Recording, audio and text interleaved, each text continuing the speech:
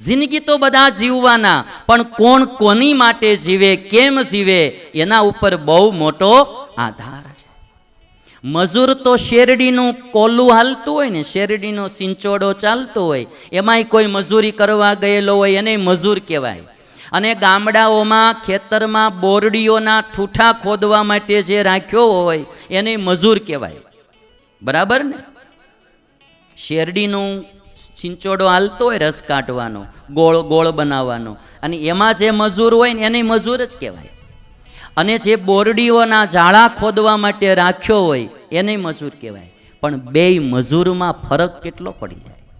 શેરડીના સિંચોડાનો મજૂર હોય ને એને જ્યારે પીવો હોય ત્યારે શેરડીનો રસ પીવાય, જ્યારે ખાવો હોય ત્યારે ગરમ ગરમ ગોળ ખવાય. ભાત ભાતના માણસો ગોળ લેવા આવે, રસ પીવા આવે, મીઠી મીઠી વાતો કરે.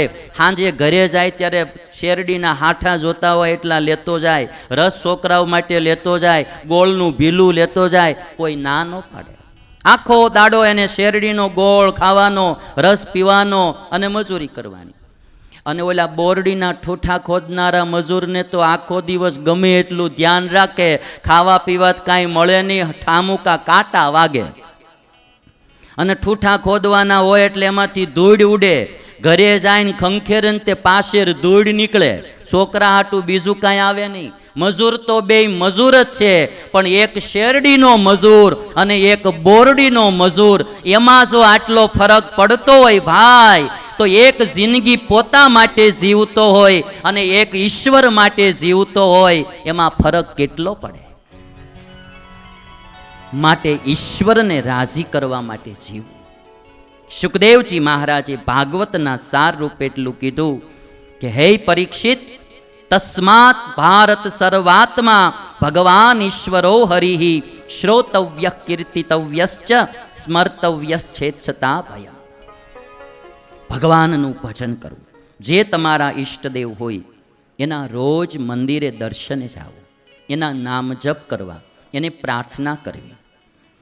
જીવનમાં સંકટ આવે ને તો ઈશ્વરને પ્રાર્થના કરવી. ભગવાન સ્વામિનારાયણ આજથી 200 વર્ષ પહેલાં સ્વામિનારાયણ સંપ્રદાયની સ્થાપના કરી.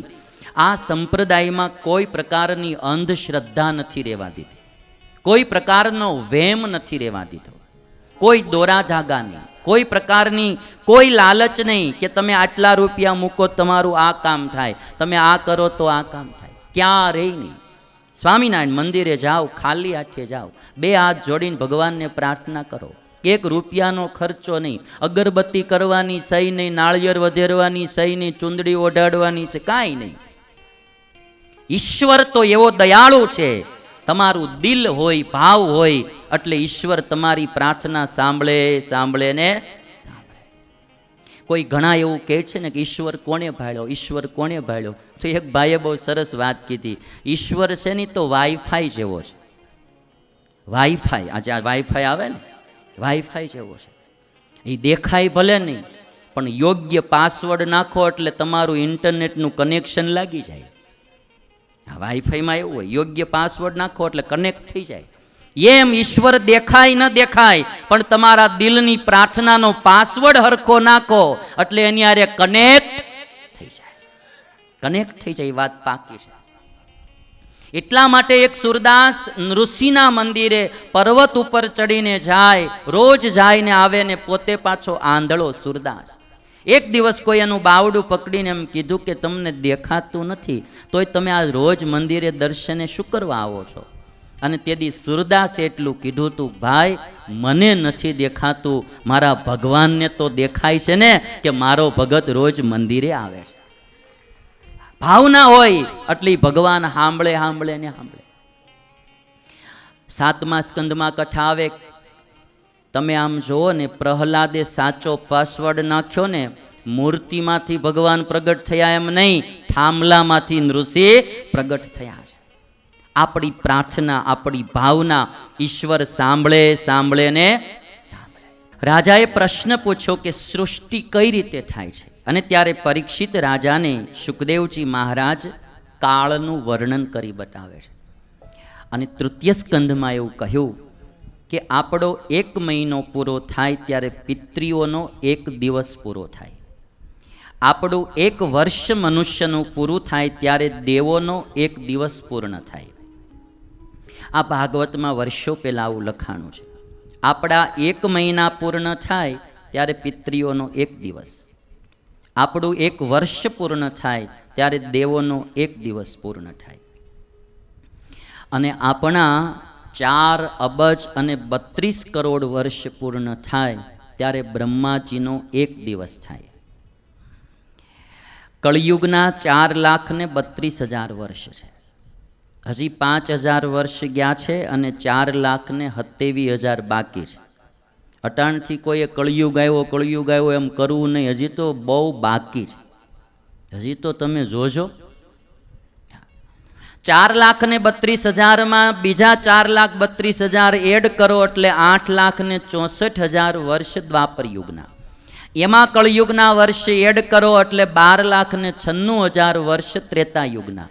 એમાં કળિયુગના વર્ષને વળી પાછા જોડો એટલે 17,28,000 વર્ષ છે એ સતયુગના. એટલે ટોટલ તમે જ્યારે ભેગા કરો ત્યારે 43,20,000 વર્ષ થાય. એને એક ચતુર્યુગી થઈ કહેવાય. 43,20,000. અને આવી 1000 ચતુર્યુગી વ્યતીત થાય ત્યારે બ્રહ્માનો એક દિવસ થાય. ત્યારે બ્રહ્માનો એક દિવસ થાય. બ્રહ્માના એક દિવસને કલ્પ કહેવામાં આવે. અને આવી 100 વર્ષની આવરદા બ્રહ્માજીની. એમાં બ્રહ્માજીનો જે પ્રથમ દિવસ હતો, આમ તમે સંખ્યાની જે ગણતરી કરો ને, એકમ, દશક, 100,000, 10,000, લાખ, 10 લાખ, કરોડ, 10 કરોડ, અબજ, એમ ગણતા ગણતા ગણતા જે લાસ્ટ સંખ્યા છે ને એને પરાર્ધ કહેવાય. એને પરાર્ધ કહેવાય. આપણે અત્યારે અબજ સુધી હું તો જાણું છું, મને આગળની બહુ ખબર નહીં, પણ અબજ પછી તમે આંકડા હાલ્યા જાય, છેલ્લી સંખ્યા જે ગણતરીમાં આવે એને પરાર્ધ કહેવાય. અને એવી 2 પરાર્ધ આવરદા બ્રહ્માજીની છે. એમાં બ્રહ્માજીનો પ્રથમ દિવસ જે હતો એને બ્રાહ્મકલ્પ કહેવાય. બ્રહ્માજીના 50મા વર્ષનો છેલ્લો દિવસ હતો એને પાદ્મકલ્પ કહેવાય. અને બ્રહ્માજીના 51મા વર્ષનો જે પહેલો દિવસ એને શ્વેત વારાહ કલ્પ કહેવાય, જે અત્યારે ચાલી રહ્યો છે. અત્યારે બ્રહ્માજીનો 51મા વર્ષનો પહેલો દિવસ ચાલી રહ્યો છે. હવે આ એક કલ્પમાં 14 મનુઓ રાજ કરીને જતા રહી. બ્રહ્માજીના એક દિવસમાં 14 મનુઓ રાજ કરીને જતા રહી. બ્રહ્માજીના 51મા વર્ષના પહેલા દિવસને શ્વેત વારાહ કલ્પ કહેવાય ને આ કલ્પમાં 14 મનુઓ રાજ કરીને જતા રહે. એમાં પણ આજે જે 51મા વર્ષનો પહેલો દિવસ ચાલે છે એમાં અત્યારે 7મા મનુ રાજ કરી રહ્યા છે. 6 મનુઓ જતા રહ્યા. ભાગવતમાં પ્રથમ મનુ જે થયા બ્રહ્માજીના શ્વેત વારાહ કલ્પમાં, અને ઈ મન્વંતરમાં જે ભગવાનના અવતારો થયા એની કથા હવે શરૂ થાય છે. પછી જે મન્વંતરમાં જે અવતારો થતા જશે એની કથા કહેતા જશે. અને છેલ્લે રામ અને કૃષ્ણનું પ્રાગટ્ય 7મ મન્વંતરમાં થશે એની કથા કહેવાશે. આ મેં તમને સંક્ષેપમાં કાળની વાત કીધી.